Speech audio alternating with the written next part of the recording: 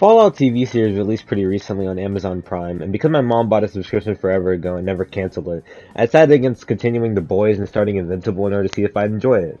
Some of you probably expect me to despise this show, and before I get into my take, allow me to address potential criticism from the common man. You came in with a negative mindset. Of course you don't like it.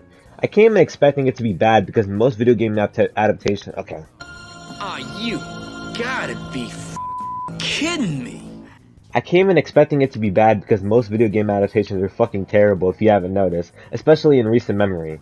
Ironically, the best video game adaptation was probably the Sonic movie, not because it was this masterpiece, but because it was a fun movie that didn't make me reconsider existing. The Netflix series Arcane was also good, but I haven't played the source materials because I'm not a neckbeard, so I can't speak on whether it was well adapted or not.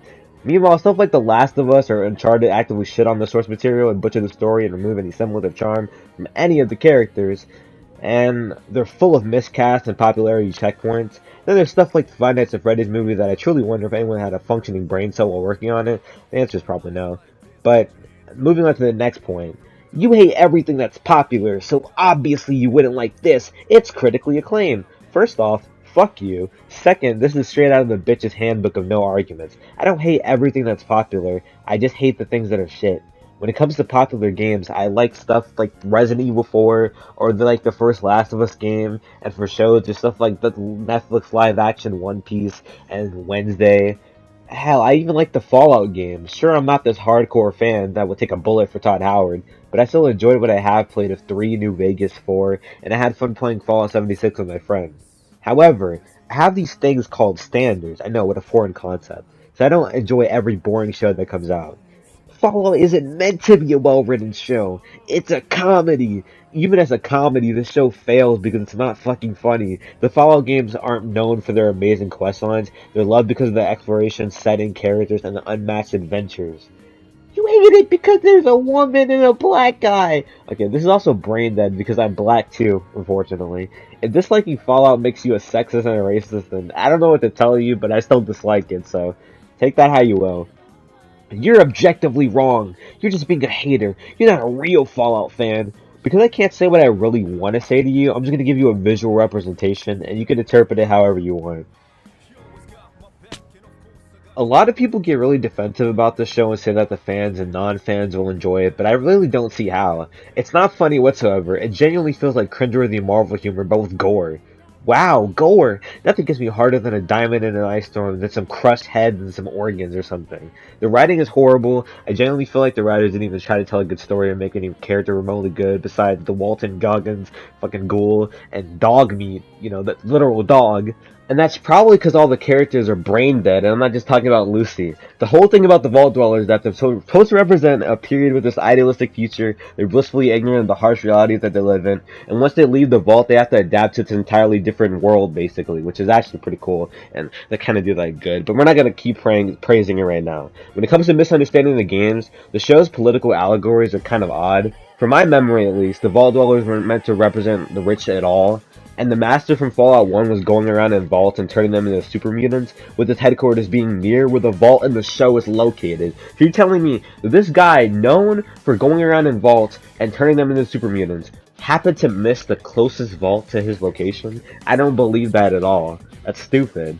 And, okay, a lot of people are arguing about whether or not it breaks the lore, and Todd Howard himself has said that it doesn't break the lore, and everyone that's worked on the show, and even people that worked on the games are like, hey, it doesn't break the lore, why? And then people are like, well, they said it didn't, bro. Do you want me to take that at face value?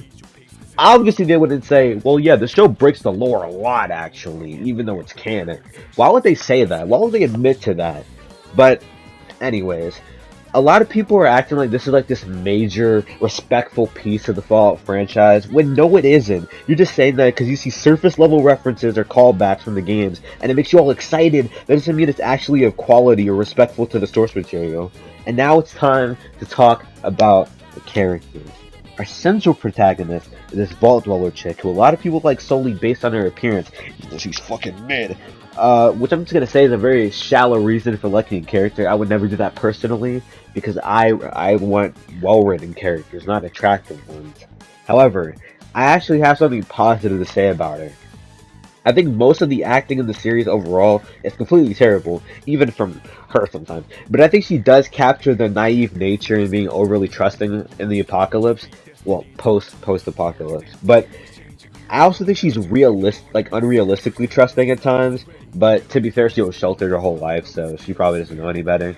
But my main problem comes in with the fact that she's not funny and she's boring. And she's kind of a whore too, if we're being honest. And she feels like she's capable in one scene, but a complete idiot in another. It's just inconsistent overall. However, Tyrone, this guy who's enlisted to the Brotherhood of Steel, is a completely pointless character. I was thinking he was going to be like the selfless, almost like Captain America, but like Africanified S character, but instead sometimes he feels like a borderline villain. The show doesn't even try to pretend he's not insane in the way he brutally mutilates people he doesn't like. He gets his power armor from another guy and he steals his identity to lie to the Brotherhood of Steel. Even though at the end, they just accept the fact he's suddenly alive again. Which, by the way, a guy in fucking power armor gets taken out by a bear. And don't even at me with that bullshit and say it's a mutated bear. Bitch, I just found one in Fallout 4 and killed it without super powerful armor. Fuck off. Anyway,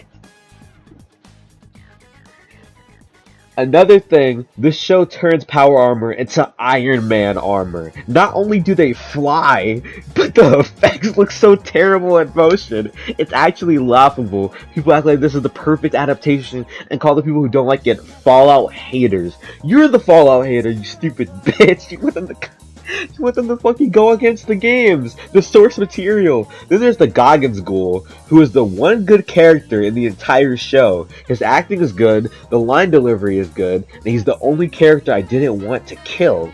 I think some of his fight scenes are unironically enjoyable too.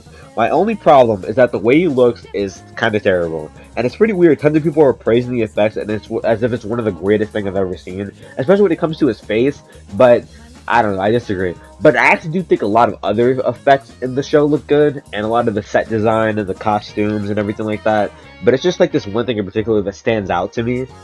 But there's other laughable effects, like when, the fucking power armor turned into Iron Man armor. It looked terrible, and everyone's ignoring that for some reason, even though that's not a thing, and it shouldn't be a thing, because it looks fucking stupid.